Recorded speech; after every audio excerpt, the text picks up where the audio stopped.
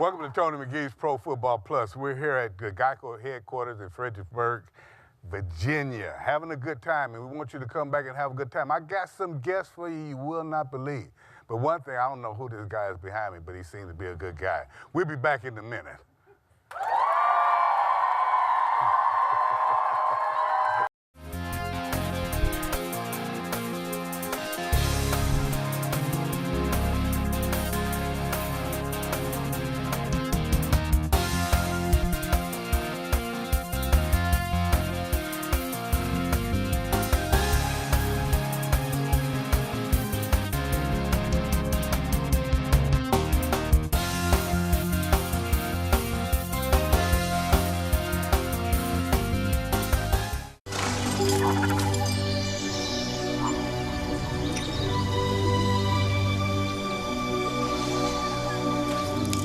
What?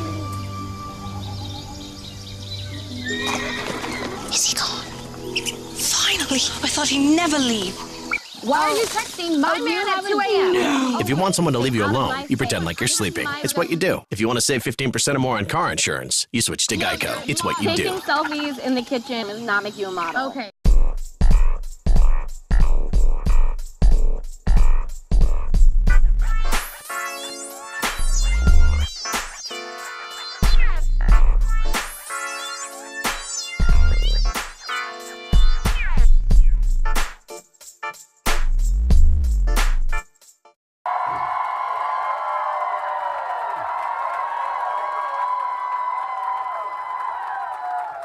Welcome back to the show, and as I told you, here in Fredericksburg, Virginia, we got some real exciting people on the panel this week. We'll be talking a little bit about the Washington Redskins as well as other teams. But let me start with my first guest. He wore number 89 for the Washington Redskins. He had over 732 catches, over 10,000 yards. He came to us from the Jets. I think he retired too soon. I'm trying to talk him into going back out there. Give it up for Santana Moss.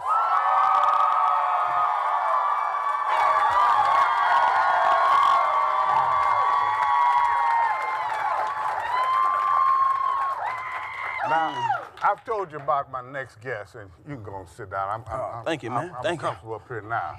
Tell you about my next guest. He's been with me a long time, and one thing about it, I tell you football-wise, when we talk about him, he had 699 catches. During the era when they said Jerry Rice was one of the greatest, he was really better than Jerry Rice. He should be in the Hall of Fame real soon. He wore number 84, but let me tell you his personal side.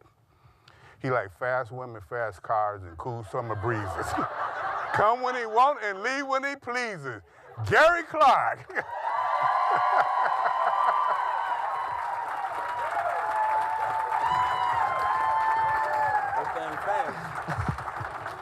Last but not least, it helps me to bring this guy on because I've been in therapy for over 30 years. When they came here, they bought this young man. He was 6'6". He weighed about 230, 240.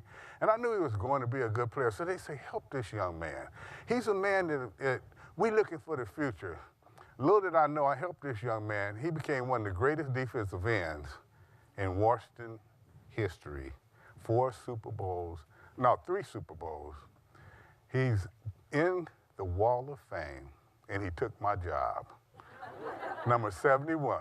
Charles Mann. Look at this for. He did for. He won with San Francisco.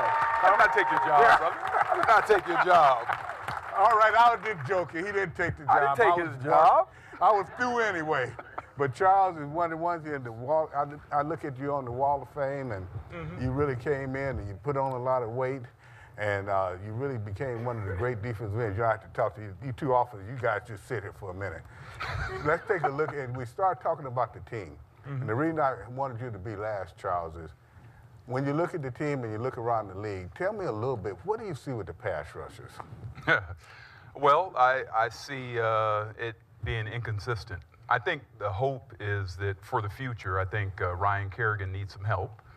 There's a young guy in Smith that I think has a very, very talented future ahead of him. But I think this team, at least on the defensive side in terms of pass rush, they need some of us old guys to come back out there and just walk them through it a little bit. That's what I wanted him to say, ladies and gentlemen. I've been trying to come out of retirement for the long, so now we get to office the way we were supposed to. Welcome to the show, Santana. Thank you. And G, I tell you what, one thing. One second, Tony. You got Santana Moss on the show? Yeah, man. Talk to me. I want to renegotiate my contract. I know what Santana charges. Well, wait a minute. Wait a minute. But you know what? My mother's here because I couldn't afford to send her home. So she had to come with me. I can't afford to drive home either. Let me talk to you guys. And you know this is two of the greatest receivers that played for the Washington Redskins. Now I'm looking at the core receivers they have now. Can you guys tell me a little bit about it and tell the fans? Well, playing with a few of those guys that's still out there right now, with Pierre Garçon and Deshaun Jackson, I think they have two of the best guys that's in this league. The numbers might not, speak for that right now, but I think just some of the things that they've done in their past and just what they have now, they have so many different guys to throw the ball to, they can't really excel the way they should. When you have a Jordan Reed, when you have a Crowder, those guys take up a lot of those catches that you might see from a Pierre on a daily basis. But having those guys is going to always give you that chance to have the opportunity to always go to those guys when you need them the most. And we saw that last night with Pierre having a big night. You can't lose with the kind of core that we have right now. So I'm looking forward to seeing more things come these last 6 games of the season. Let me ask you this, though, G. He said, Pierre, it looks as if the last 3 weeks they're utilizing him a lot more as they did in the past. It seems like that's making everyone else more effective. He's just he's a core receiver. They really do. I mean, their core receiving core is strong. I mean, damn if you do, damn if you don't at the end of the day. I mean, Crowder's came on board, because I think Crowder at the beginning of the season is like, well, a lot of people aren't talking about me. I had a good rookie year, and they're still not really talking about me. And I think he made it a point to go out there and be like, I'm going to showcase my talent, let people know how good I am. And Pierre, Pierre broke Art's record, so we know how good Pierre was. He's a great deep threat as well as across the middle, Crazy short, And, we know about, I call him my Philly boy because he came from Philly, but we know what he can do. We know what Deshaun can do. He's fast, he makes big plays, he's getting a little bit more physical, which is good. We need him to get a little bit more physical. Because that always helps you when a physical receiver. But it really is. I mean, it's the best receiving core I've seen in a while. One that's not having Santana since the posse was there. What about that second tight end? He's a beast. I don't call him a second tight end. I will never, ever call him that. And everybody thought he was kind of washed up. And I ask you this, Charles, even though you're a defensive player. When you play, the worst thing that you could get was when that tight end would chip you on pass rush. And I see him doing that quite a bit. But I see him, he can still run, he still catches well. He's still a very good player. You look at Cousins' options, they're unlimited. Yeah.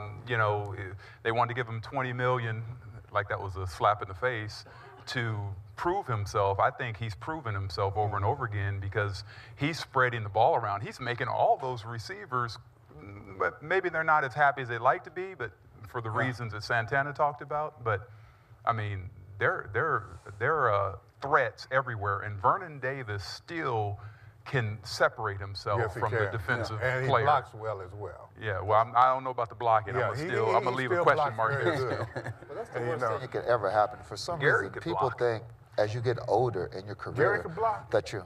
That's a pretty good blocker, yes. Oh, come on, man.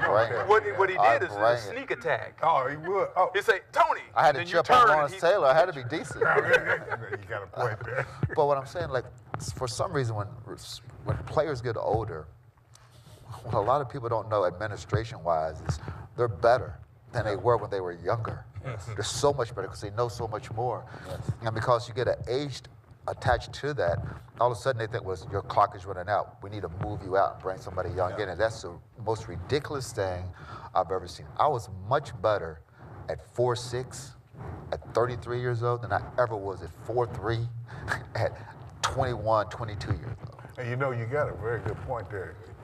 I felt like my best years, and I played 14 years, but my best years to me was 28 to 32. And I knew what I was doing, and I still could do the things that I thought I could do.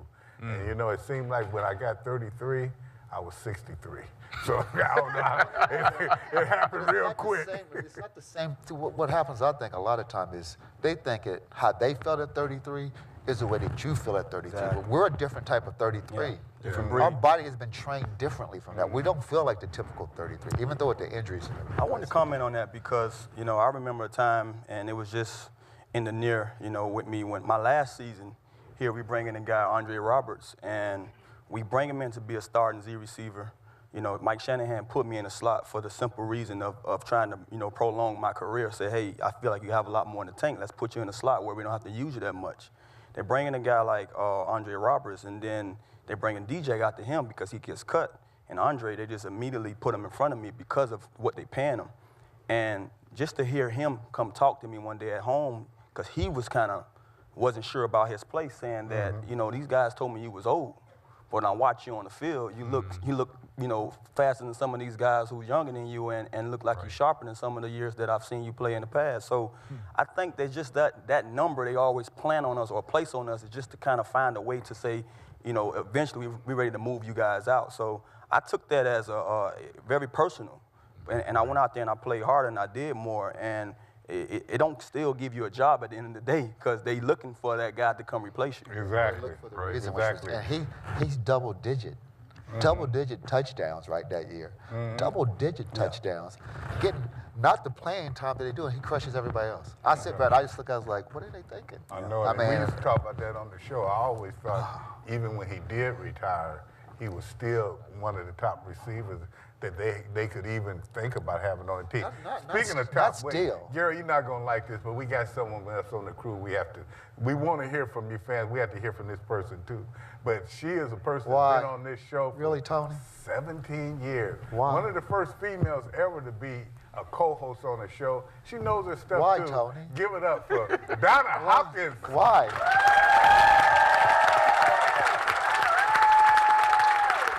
Hey, Gary, they came to me. Gary, they came to me because they know that I know the facts and everything, and you don't. Weak. But I'm glad I have that world-class speed still, Tony. And you don't want to go up against me. But right now with me, I've got April with a question for the panel. Hi, how are you? Of all the current players on the team today, which player do you feel has the style that you played with or the type of play? Are you referring to Gary or everybody? All of you. All of you? Oh, okay. The question was, looking at the team today, what players do you feel kind of is the kind of player you was at that time? Throwbacks. I look at them, and it's real easy for me. It's Kirk Cousins could fit in that mode as well, but I would say Ryan Kerrigan because he was a defensive end. But Kirk Cousins, Ryan Kerrigan, there's a couple more guys, Pierre Garçon. Those are old school guys to me playing in this new school. Your style of game, is there anyone on there played your style of game? Because you had a very good game. And then one thing, Charles, I'm not just putting. I'm just saying old school mentality. Right. They come to work, they bring their lunch pail every day, they go to work. They don't talk a lot, they just do what they need to do. Now, I did talk a little bit, but anyway. Gary. Crowder. Crowder? Yes. Yeah, Crowder. Yeah. He reminds me of Santana, too. So. Santana. It's a mix. I remember when I was coming out of college, 4'2", and young, dumb, and, wet behind the ears. I had a little bit D-Jack in me. I probably didn't, I wasn't that spunky when it came to being outspoken, but I was blazing. And when I look now, I can say Crowder and D-Jack because Crowder's one of those guys that he just get the job done. And I've always been a guy that's just about my business. I didn't really care how you gave it to me or how things came to me. My main focus was just to work and prove myself every time I was out there. So both of those guys, resemble a little bit of me. What about you, Tony? Well, you notice I didn't say anything because we're about to take a break. And the reason I didn't say anything was no one on that team was like me. It was only one. We'll be back.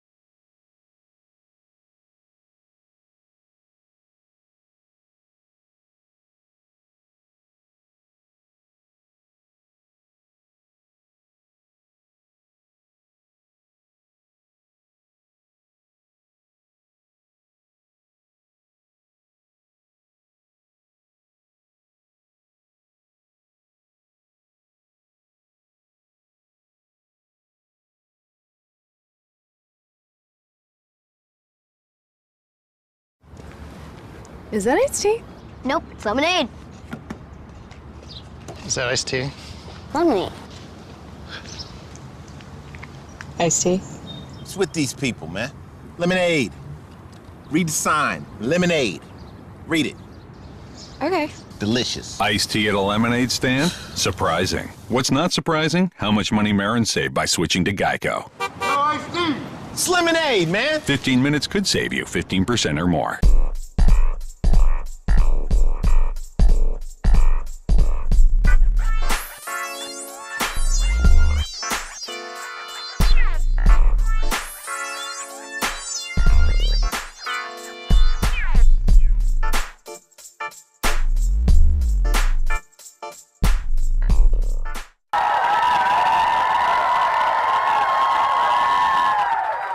Welcome back to the show. You know, we talked a little bit of offense, and we'll get back to that a little later, but you always have to talk about the defense, because defense, to me, is the reason you win championships. I know these two guys up here do not feel that way, but at the same time, me and Charles would have went one-on-one with them and shut them down.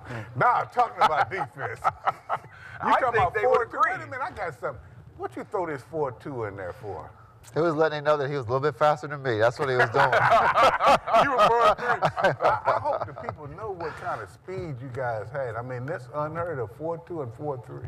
You know what I don't like? I don't like hearing, and I'm just going to let you all know this, I don't like hearing that the players of this day are bigger, stronger, and faster. Yeah. First of all, ain't nobody faster than Darryl Green, and Darryl's been retired. Yeah. So nobody's faster, so they're not faster.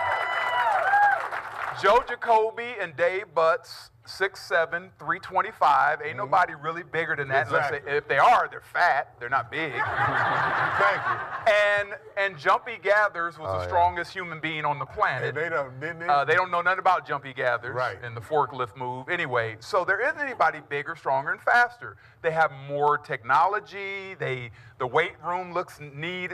You know, they got these things that you roll out your muscle. I don't know. Man, I could have played forever. They put rubber bands on and stretch and all that. But we had to hold our legs and everything.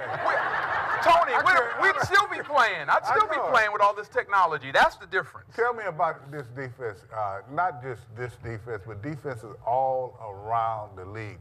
Let's start with the line. One thing I see with the line, Charles, and you know, when you and I work together in Dexter, one thing that we always talk about, you never stop your feet from moving. I look around the league, and I want all you fans out there, when you watch the game this weekend or whenever you watch it, look at those defensive linemen's feet.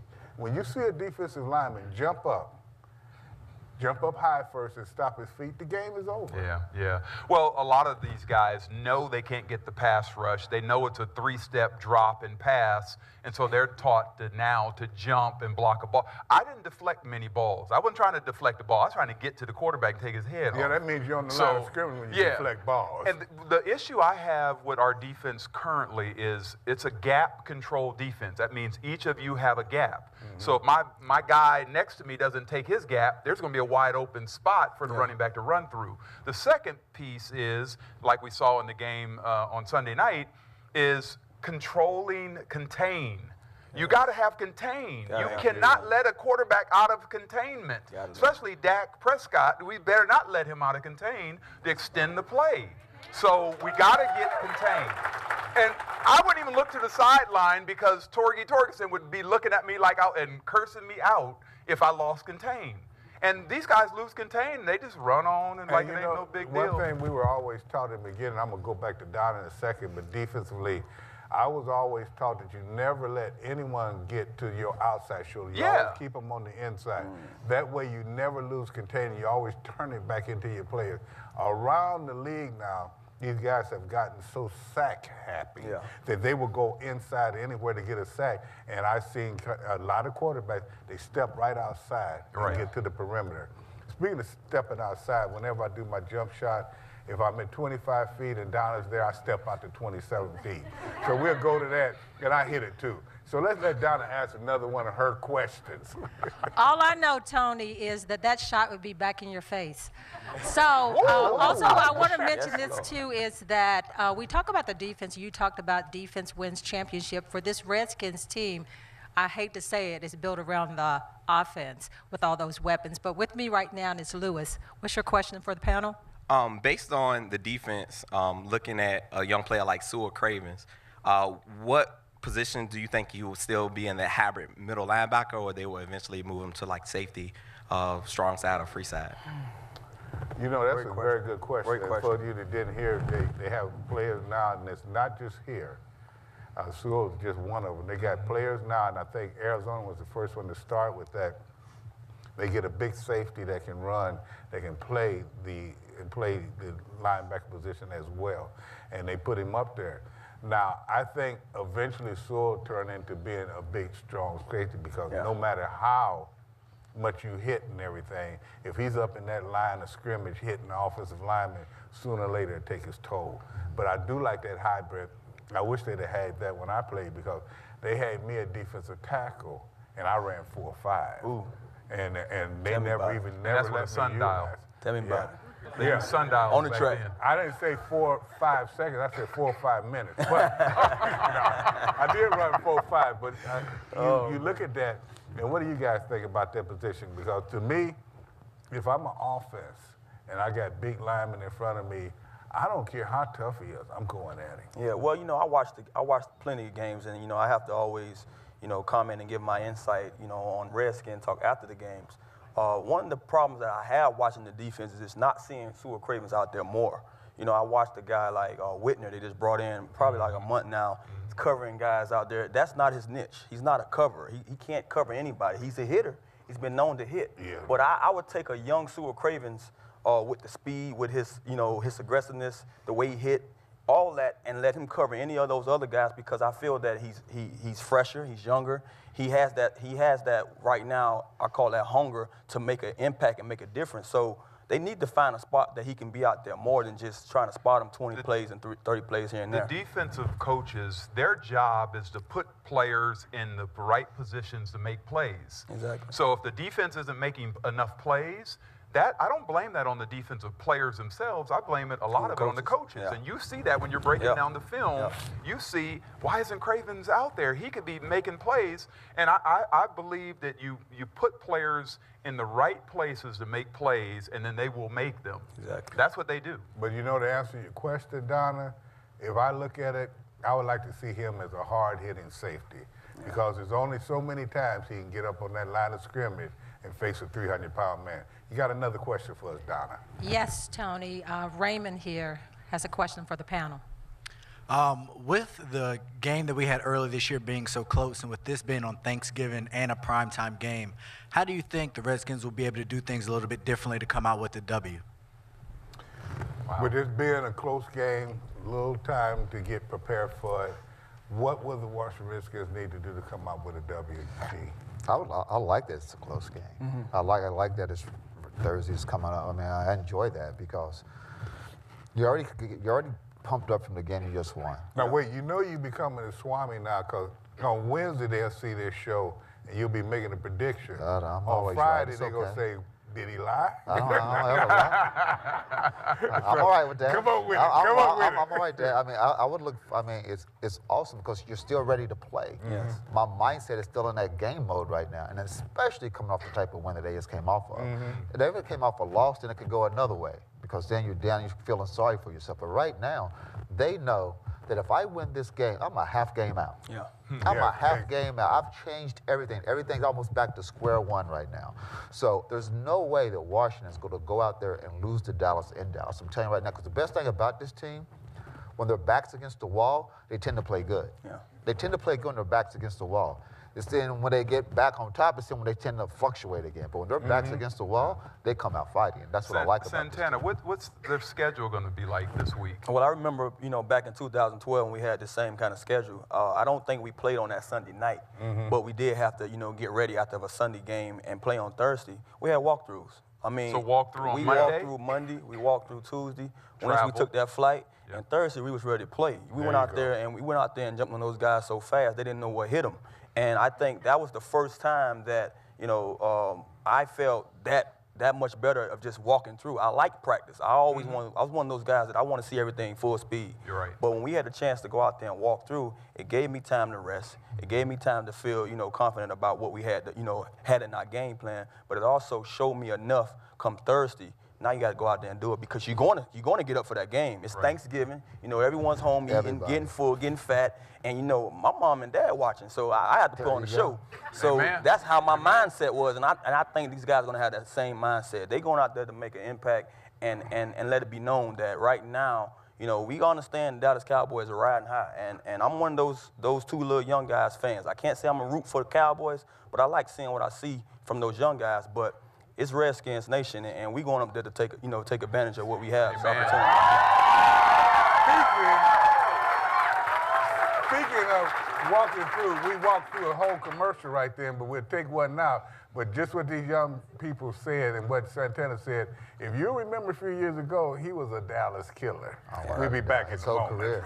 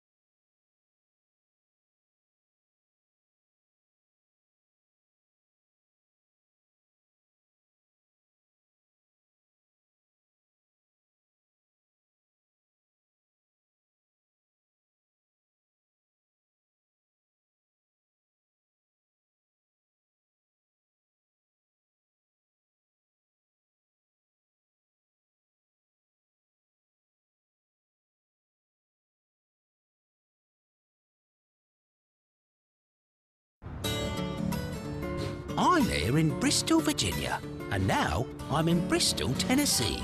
On this side of the road is Virginia, and on this side it's Tennessee. No matter which state in the country you live in, you could save hundreds on car insurance by switching to Geico. Look, I'm in Virginia. I'm in Tennessee. Virginia, Tennessee. And now I'm in Virginia Sea. See how much you could save on car insurance. Or am I in Virginia?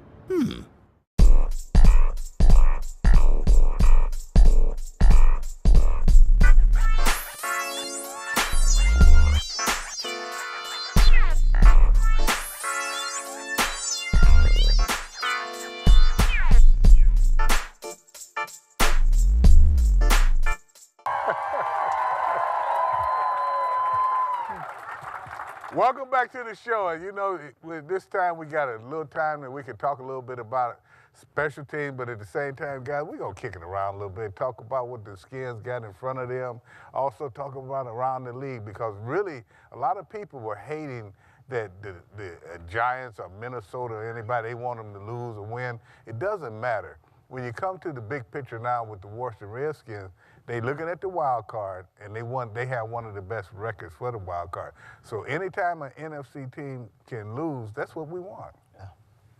Well, you look at the big picture, and you said the big picture because that is very evident. But right now we're sitting behind the Giants. Faced them already once and beat them. But at the same time, we see them again.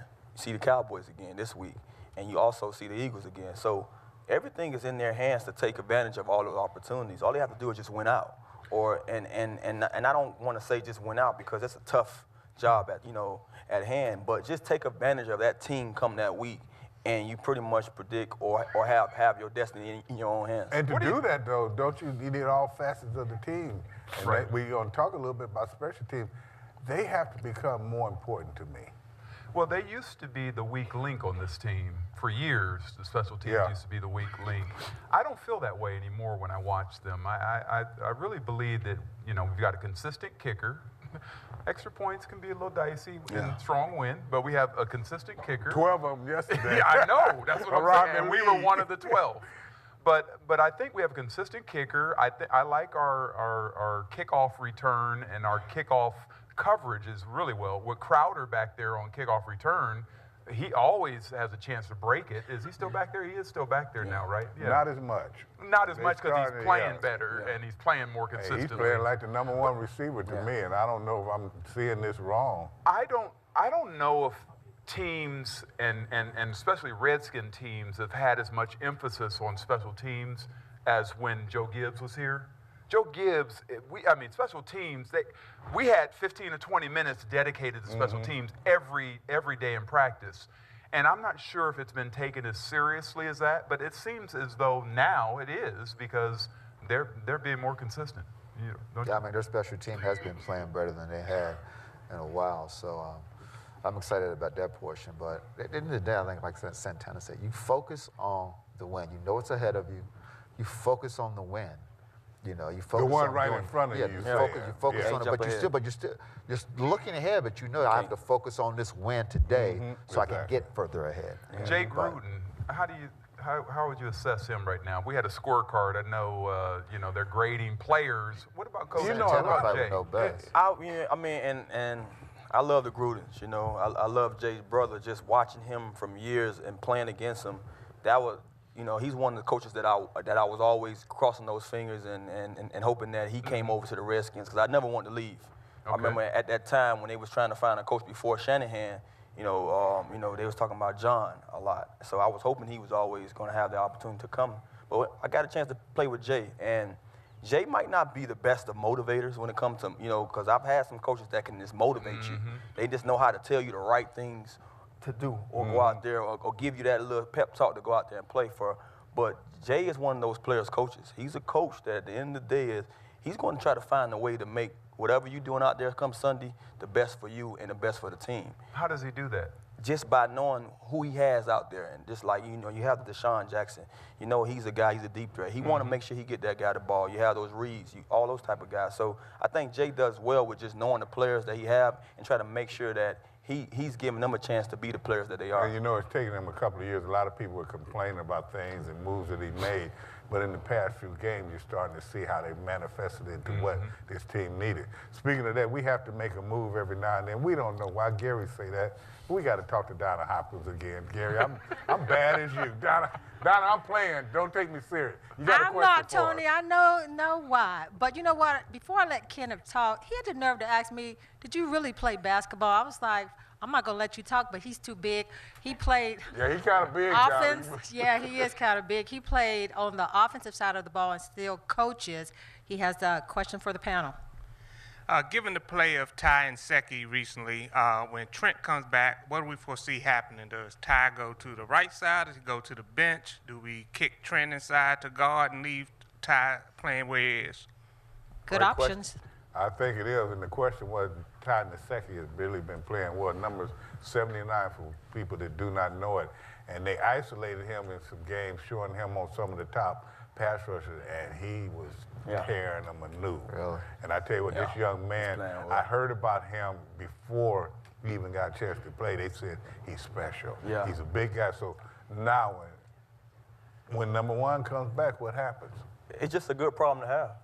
You have a guy like Trent Williams. You don't sit Trent Williams. Do you put him in a guard? Do you think about that? I really truly believe that if Ty can play the right side, I would want to see him battle Moses for that spot. I love Moses. He's a young guy that I feel that he's earned his spot. But when you have that much talent on your line, sit Ty down again. Let him rest up and just know that he's next on deck if anyone goes down on that line. A lot of times injuries take care of all these issues. Yeah. So, but it's nice to have a limited amount of offensive linemen because that's not normal. So when Trent comes back, Trent is too good to not be playing. So he needs to be playing somewhere. But he could also, to me, Trent is athletic enough that he could play that guard position. And that would do nothing but strengthen the team. You don't take him, he is an all-pro tackle, but at the same time, if you got two young bookends, and I understand what you're saying too, but you want to get it. And everybody look at Dallas right now. The reason Dallas is good, they drafted offensive linemen 2 or 3 years in a row, and now it's paying off. Speaking of paying off, Donna, you have another question for us. Yes, I do, Tony. But that's a good problem to have with the offensive line as far as opening those holes for Robert Kelly. Y'all did not mention him yet, but Ashley is homegrown as far as being a Redskins fan. She has a question for the panel. So you kind of touched base on it already, but what are your opinions on how Coach Gruden should handle the defensive side during the offseason? Wow. Well, looking at the offseason, and her question was, how should Coach Gruden handle the defense? Well, he'll go to his coordinator and he'll say, look, I like this, but I don't like this. Now, one thing I would have liked to see this offseason is more pass rushers brought in. I'm going to tell you what, the game is a passing game now. Yeah. And you got guys running around like you two guys running 4-2s and 4-3s. You got to get to that quarterback. And so I don't know how he will handle it, but I will get more strength with my pass rushers and my linebackers. It's interesting that the question was centered around this offseason. We got a lot more season left, I hope. And so let's focus on that. But when I look at the offseason and what I would do is, again, I'm on this kick where the coaches put you in the right position to be successful. We've had some issues where we've brought some heat and don't get to the quarterback, and we've gotten burned by it. We've gotten some heat where we played prevent defense, and all we did is prevented us from winning. Exactly. So I think the coaches need to do a better job of getting the players in the right position while we're here. And one thing you have to know, Coach Gruden, you can look at, maybe a lot of people did not agree with his moves in the beginning, but it seems as though this last couple of years he's made the right moves. This team is on the verge of being in the playoffs for 2 years in a row. We like that. We take a break. We'll be right back.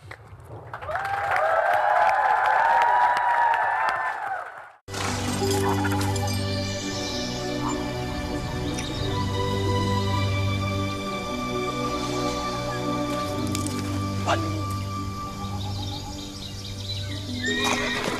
Is he gone? Finally! I thought he'd never leave. Why are you texting my man at 2 a.m.? If you want someone to leave you alone, you pretend like you're sleeping. It's what you do. If you want to save 15% or more on car insurance, you switch to Geico. It's what you do. Taking selfies in the kitchen does not make you a model. Okay.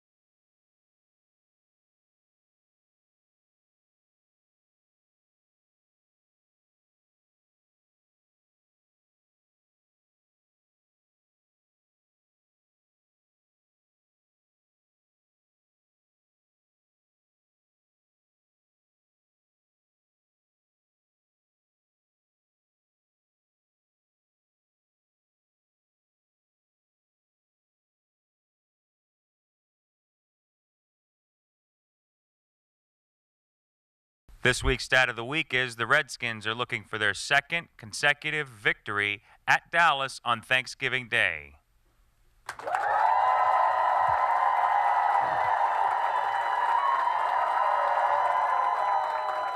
Welcome back, and since we're getting towards the end of the show, I think we'll go out to Donna Hopkins first. She got a few questions that we need to answer. Donna? Shoot. Yes, Tony. Right here on my shoulder is flour, and it's my source saying that Scott McCloughan will be going through the draft as far as shoring up that defense. But right now, I have Phil, who has a question for the panel. This question is more for Gary and Santana. Given the recent history of injuries to the receiver corps and Josh Doxson's injury, do you think that has any impact on whether or not they keep either one or both of Pierre Garçon and Dijak for next year, especially with the recent injury history of Malcolm Kelly? Well, you know, they're looking at Malcolm Kelly. Probably they're looking at all the young receivers. Santana probably has a better feel for it because he's been with this coaching staff, so he'll probably know a little bit better than me. Well, when it comes down to just knowing what they might be trying to do, knowing that Pierre Garçon, you have a Pierre Garçon and you have a Djax that's both at the end of their contracts with the team, you bring in a guy like Dotson, you know, looking forward to the future. I truly believe that in the future that he can be that number one or number two receiver out there. With his ability, you know, we was looking forward to seeing that this year. With the talent and the weapons they have this year, they didn't need it. So, you know, Unfortunately, he got hurt and he didn't have to be used. But I don't see them keeping both of those guys. I see one of them staying. I'm not sure who. You know, it has to be down to the point of who you think is most valuable. You have a guy that's going to create matchups in D-Jack, and you have a guy in Pierre Garçon that's just been consistent. He can run every route. He can catch every ball. So it's going to come down to the point of who do they feel like they need most on their team, and that's going to be a hard decision, I think, at the end. But don't you think when they go to Pierre, he's a real consistent? I mean, they haven't gone to him as much as they have the last few weeks. Don't you think that he's really consistent long and in the short game?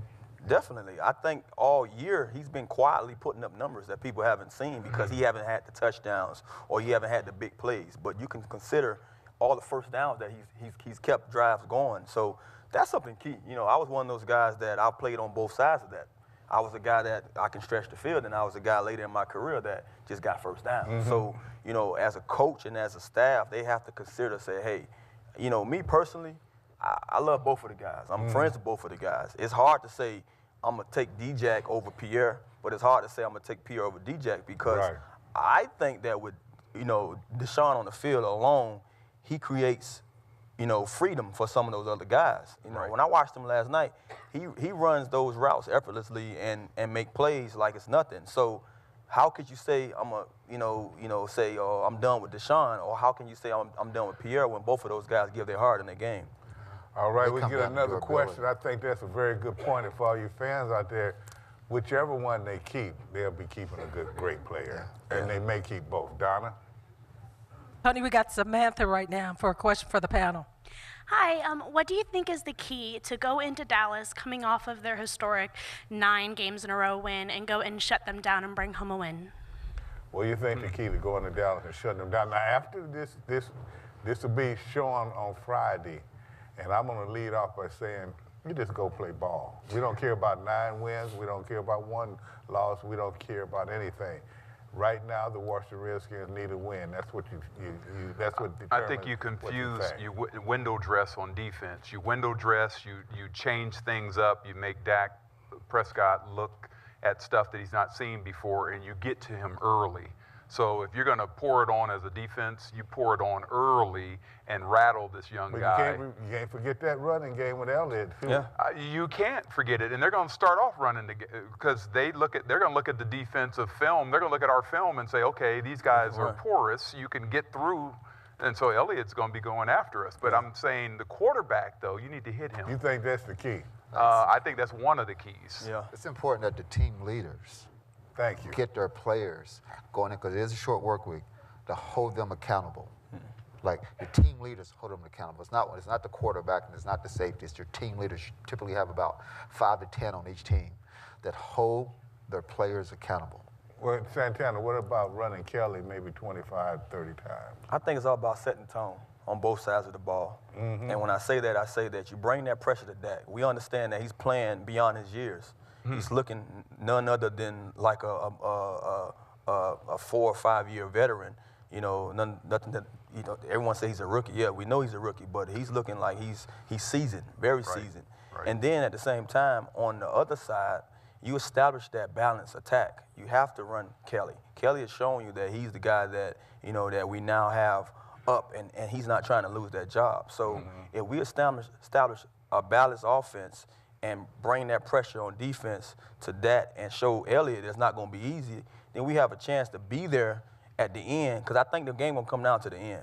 It's going to come down like it did the first time. It's going to come down to who's going to make the first mistake. And when that team make that mistake, that's the team that's going to be bitten. And he just said it first, before we go to the next question, mistakes will be paramount in this game. And the fewer you make, the better chance you have to win. Donna, you have another question for us. Yeah, Tony, and one thing about playing the Cowboys in that game is you talk about them playing a complete game, all 3 phases of the team. This is one game that's going to be true. Right now I've got Joseph, question for the panel. Yes, my question is about 3rd down. It's going to be critical this week versus Dallas. How do you think we should match up versus Beasley and Witten on 3rd down? 3rd down is going to be critical. And one thing Charles and I will say right away, you guys know it from the offense, we know it from the defense. We got about a minute to say that pressure, no matter if it's a run or if it's a pass, pressure. Pressure on the quarterback when he's passing. When they run, play on their side of the ball. Not let them even get to the line of scrimmage. Doing your job, period. Thank you. It's just doing your job. That's what it comes down to. Jason Witten, though, he finds a way to get open. The guy, he's a big target. He's not very fast, but he finds a way to get open. We really need to, I don't know if we just put one guy on him at times. Oh, yeah, it takes him a week to run out of sight. It does. It does. You're right, but he catches balls for first down. Yeah, he does. Makes a lot way of too move much. change. Well, you know, you have to just tell that young guy, Fuller, that he's not young anymore. He got a tough job at hand because we know Beasley is being the #1 guy for that. So hopefully Fuller has a chance to, you know, show up big. So we've done that now. We're 7-3-1. We got the Cardinals coming up, who's been choking a lot, but you know they're still a dangerous team. Where does this team, and I'm trying to get you guys to jump, they're going to have 10 days off. Cardinals coming. What do you do preparation-wise? You prepare. But Cardinals got a great offense. You Defense prepare. haven't. You prepare, you do your job. That's the biggest thing most people don't get. In Your other job words, is to don't prepare to worry do your about job. what You're you a did professional before. athlete. Your job is to do your job, to study, understand what it is that you have to do and get it done. Earlier, you were talking about, we had a discussion about the older we were, the better we played. Yeah. I was so much more astute at watching film and whatnot, and that's what made a difference to me. And they got to watch a lot of film. Yeah, 10 days off. You know, you have time to, you know, wrap it up with the family, and then you also have time to put in that work. So the Cardinals shouldn't be nothing, you know, but a different team and a newer team to go out there and advance what you're trying to do come this season. And we already have them with a win, so right now we'll take another break. Last segment, we got something special for you. Come back and watch us.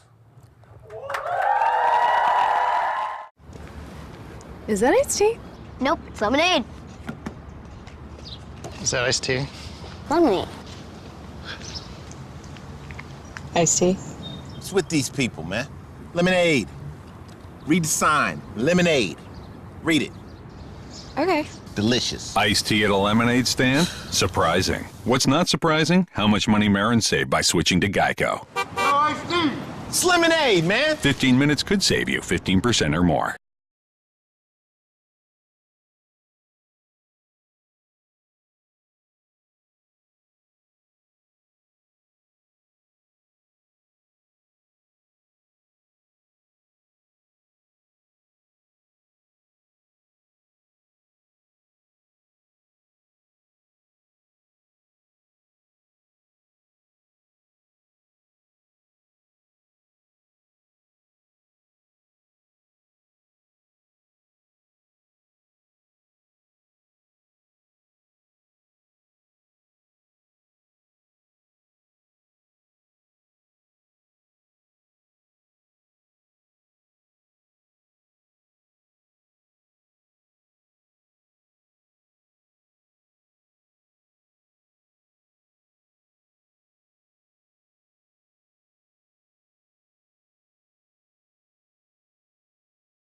Tony McGee's Pro Football Plus wishes to thank these employers for supporting our Hire a Military Vet Challenge.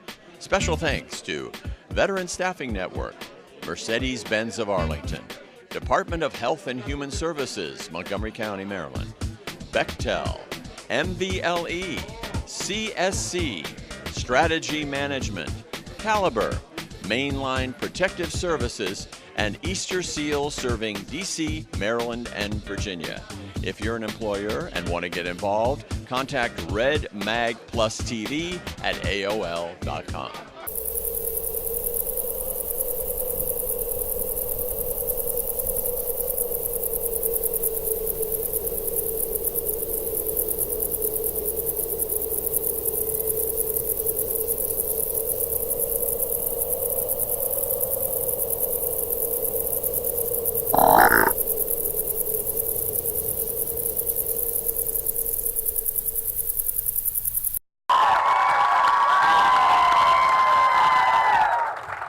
Well, as you know, during the course of this show, we have been talking about the Washington Redskins and talking football. So we saved this segment for the last segment of the show because we think and we know that it's pretty important. We brought a couple of more people up here. Since they think our information about the Washington Redskins may not be right, we brought on one of their players. You have to give it up for Montreal Space, number 50. Now, if he can't give us the insight of what's going on here, we're going to get new personnel in this seat the next time we come here. But we're giving it up for this next young lady. You have to understand about her. She's a world champion. I'm going to let her tell you a little bit about her story. I'll just give you her name. Give it up for Tori Nelson. Oh, you do better than that. Tori, you've been on our show before. Yes. And you have a very important date coming on December the 10th. Can you tell the fans why that date is so important? December 10th, I'll be making history. I'll be the only female ever exist. Layla Ali couldn't do it. Christy Martin couldn't do it. So I'm going to make history by being the only female to hold a belt in 4 different weight classes. Whoa.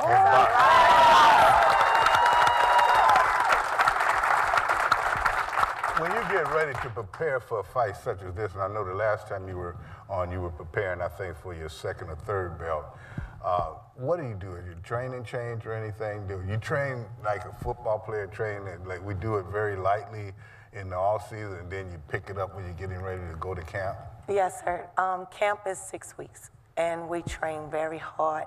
The last month, the month before the fight, we'll train 2 times a day. So it'll be a morning training and an evening training. But this training, I had to start early because I have to gain the weight. And I couldn't get to, the weight's supposed to be 168, but I couldn't make the weight, so now it's 163. But the training is very different because I'm taking an extra person around with me, so we had to start earlier. Now, Gary, you hear what she just said, and you know when we come in camp, when we come into camp, they tell us to lose weight, and how would you think if when you came to camp you had to really train, but you had to gain weight? Well, I was small. They wanted me to be like Art Monk, which was never going to happen. So kind of like her, I had to put on weight. They wanted me to put on weight. But so I ate a lot of burgers. I drank a lot of milkshakes. So a lot of does stuff that change you guys, though? How do you feel when you're doing that in camp? I always had to lose weight. So, I mean, how do you feel weak? Matter of fact, I haven't lost it yet. But that's been 30 years ago. So how do you feel when you had to gain weight? When I first started gaining, I felt very sluggish, like tired. As far as for him putting the weight on like that, I can't. I have to still eat right. I have to eat a lot of protein because if I eat just burgers and shakes and stuff, it'll take my endurance would be gone. I wouldn't be able to go 10 rounds. Now, when is this fight? Where is it? And tell us a little bit about it. Can we see it? Can we stream it? Can we come and see it? Yes, please come and see it. December 10th in Springfield, Virginia at the ABC Sportsplex. It's going to be it's a pro-am. It's going to be a lot. And actually, the girl I'm fighting is undefeated also. Wow. So it's going to be a good fight. Oh, you're going to take her out? Oh, most definitely. Her O is about to go. No question. You know what I noticed? You know what I noticed?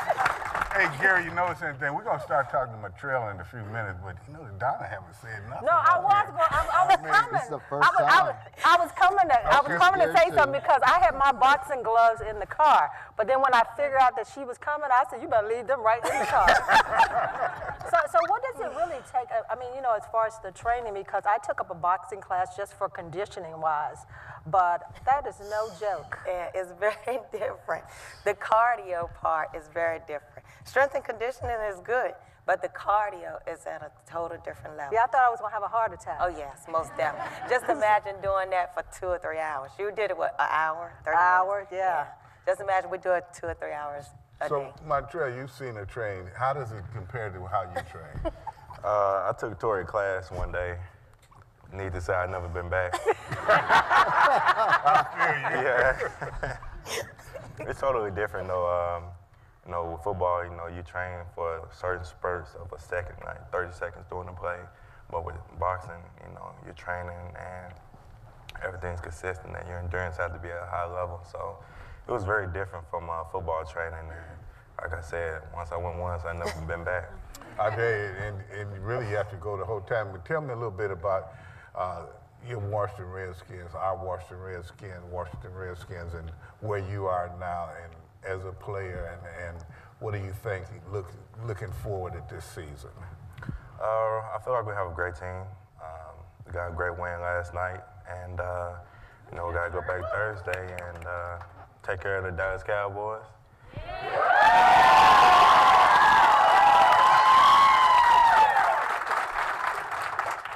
And I feel like we got the tools, make it to the Super Bowl. And I know it's a big jump, but I got total confidence in the coaches and the players that we have, and we just got to go week in and week out and continue to handle that business. Now, if you notice one thing, he's been hurt a little bit, and that's why now he can say they got the confidence, but they got you back, right? Yeah. What part do you feel you can play? I try to do the most I can, so far with special teams, and, when they need me to go out there on the football field, I got to go out there and be the leader on defense, be in the middle of the linebacker, and, getting everyone lined up and just being that strong force when I'm out there on the football field. You hear him talk about special teams, Tony, right? And we were talking about earlier during the season how much this special teams unit has changed. In the previous years, that was not a good area, but this year they really have turned the corner somewhat. Yes, ma'am. For a few weeks. You say yes, ma'am, to me. I ain't that old. You in my neighborhood. Because I got whoopings when I was younger, so that's salary now. But a few weeks there, we had a pretty rough with special teams, and it's been a big emphasis for us week in and week out that we need to handle that business. And for about 3 or 4 weeks now, we've been doing a great job, and we try to continue to keep building off of it. My brother's on the team. Well, we're glad to have you here, and we know that going forward you'll do well. Tori, when you win this championship, we want you to come back. Yes, sir. We'll try to talk Donna into getting the gloves out, because we I'm want to see not it doing get it. whooped anyway. So, that's going to be a workout class. And I tell you what, all you fans, if you get an opportunity to see her or hear about her, you get a chance to see her, please do that, because this is a champion. You never get a chance to see champions before they become champions. You're seeing one now. She is a champion as we speak. We thank you for watching the show. Hope that you come back next week. And once again, we have to thank Geico at Fredericksburg. You're always a special show. So going out, we're going to see if the fans really like the show. We'll see you. And as I say, I don't say goodbye. I say in the minute.